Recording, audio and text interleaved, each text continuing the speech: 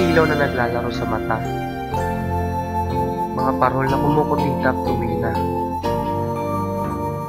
Samyo ng hangin nagbibigay ng saya. At masasabi kong Pasko na nga talaga. Bakit kinakailangan nating antayin pa? Sumapit ang Disyembre 25.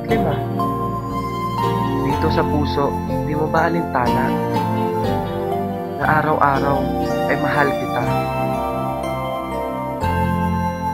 Magabot ng regalo, di dahil Pasko. Magabot ng regalo dahil nais mo. Kahit na ano, basta galing sa iyong puso. May tuturing na itong katumbas ng ginto. Ang pagbibigay ay udyok ng pag-ibig. Hindi nakasandal sa petsa ng daigdig. Maghatid ng ngiti sa iyong paligid.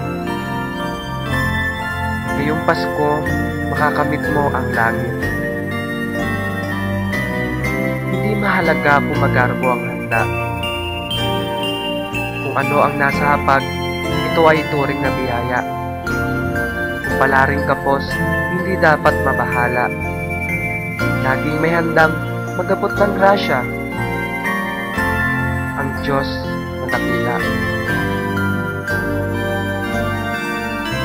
Ating palaganapin ang kapayapaan, ang pagbibigayan at pagmamahalan. Isabuhay natin ang kanyang kaarawan. Ito ang tunay na diwa ng Kapaskuhan. Magsuot ng ngiti at buhay mo ay magbabago. Ibahagi ang saya sa buong mundo. Bilang pagtalima sa araw at utos ni Kristo. Sa aking puso, araw-araw ay Pasko.